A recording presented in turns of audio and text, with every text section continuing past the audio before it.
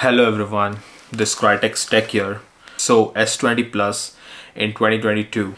Let's check if you should consider this buying in 2022, or if you still have it, you should still keep it or upgrade to the S22 Ultra. Let's get this video started, shall we?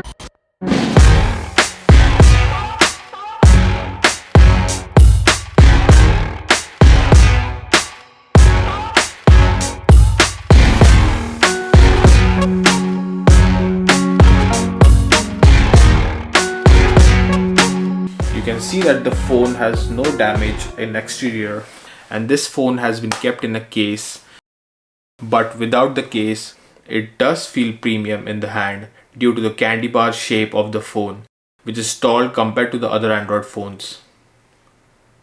This phone feels pretty great in the hand due to the curved edges. The screen feels great, but the color of the phone feels pretty dull. And due to the IP68 rating on this phone, it can be used under water as well. Coming to the display, this is a 6.7-inch AMOLED display with HDR10 support, and due to this being a 120Hz display, it feels pretty fluid. This also has a 1440p resolution, but you can't keep both on, that is 1440p at 120Hz at the same time. It's either 1440p at 60Hz or 1080p at 120. But even at 1080p at 120Hz, the color production feels pretty good. And the HDR10 Plus support in the OTT platforms is great on Netflix and other streaming platforms due to the very small notch at the top. Watching content on this feels great due to the tall screen, and the speakers just sound great as well. You can see the comparison with them between S22 Ultra and S21 Ultra.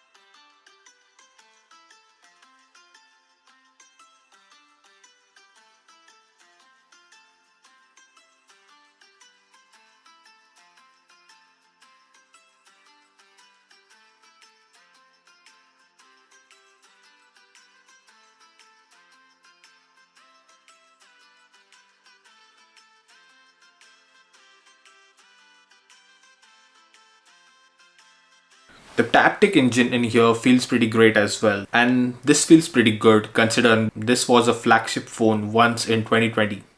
Coming to the performance, this phone also has Exynos 990 with 12GB of RAM and 128GB of storage, which is UFS 3.0, and it got a lot of bash when it came out as this was having some heating problems and has slower processing comparing this with the Snapdragon counterpart, which is the 865. You can see the CPU throttling test. It isn't that bad at 86%, which is good comparing with other phones. And after 15 minutes of throttling, the phone became just a bit hot and the battery dropped down to 13%, which is alright. Now playing Genshin Impact on this phone, and you can see this supports higher graphics at 60fps, but it keeps on dropping frames while playing the game.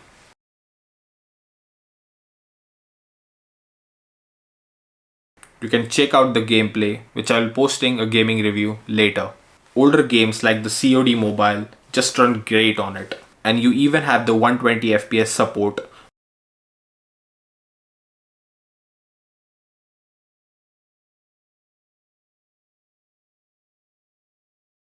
Coming to Fortnite and playing this at the max settings, this struggles quite a lot, and you can see the frame drops on this phone.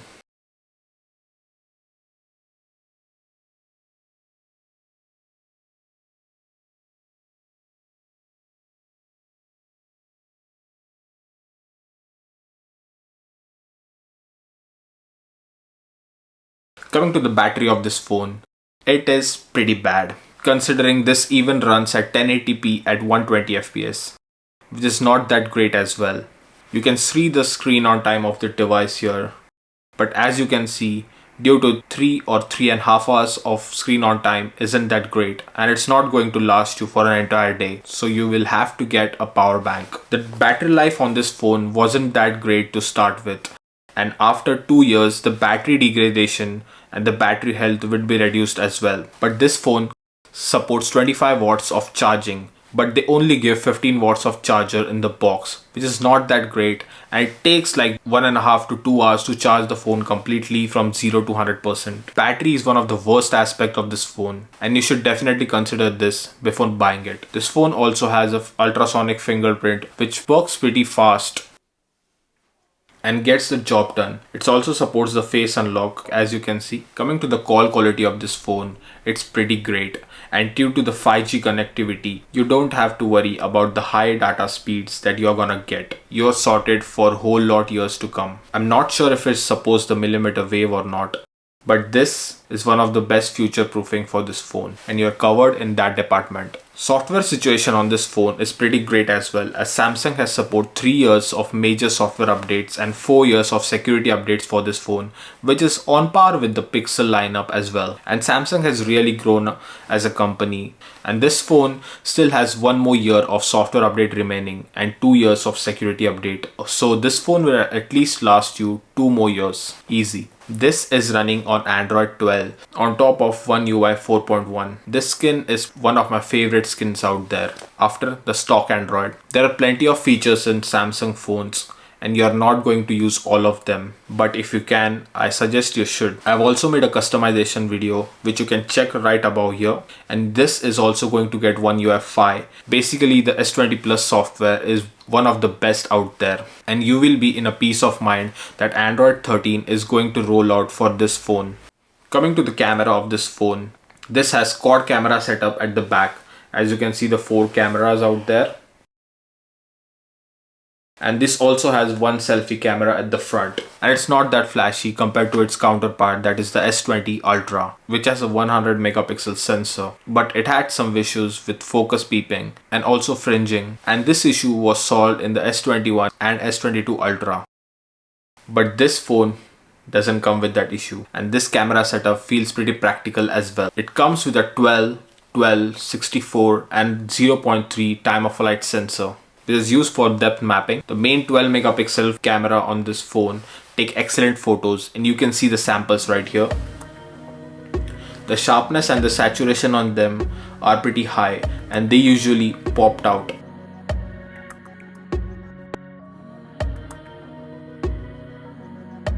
And it takes really punchy photos. The ultra wide has 120-degree field of view, which is great. But it's not that perfect, as there are some quality loss around the edge. But it's great and does the job. In this price range, you are not going to get any wide or ultra wide angle camera more better than this. But coming to the telephoto lens, this is basically a 64 megapixel wide lens, and it is cropping in the 64 megapixel sensor. So the photos aren't going to be super zoom, just like in the S20, 21 and 22 Ultra. So this is not a real telephoto lens, but it's cropping into the 64 megapixel sensor. You can check out the photos coming out of this hybrid zoom, which are pretty good, and you can go up to 10 times max zoom. You can see some photos compared to the S22 Ultra.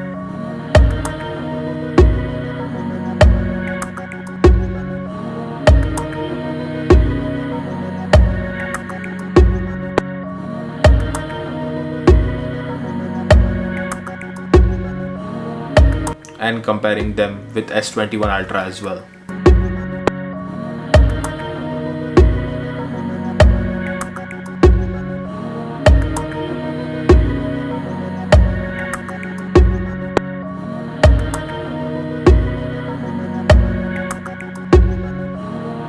Coming to the night mode, this is a mixed bag, as one time it takes really great images, but the other time it overexposes the images. But I like how the Samsung keeps the image feeling it's at night and doesn't make the sky blue, unlike some other phones in the night mode. Coming to the conclusion, this is a really smart pickup in 2022, as this has a great display, great cameras, good performance, great software. But this phone only has 1 year of software support remaining on it, and the battery life in here isn't that great as well, as the battery might have degraded after 2 years and the battery health might be lowered a bit. So if you're looking to pick up the S20 Plus in 2022, you should definitely go for it, as this has one of the best screen at 120Hz and also 5G connectivity, which is sort of good for future proofing. But I will let you know that the 5G model might be a bit expensive that compared to the 4G model. But if you can extend your budget,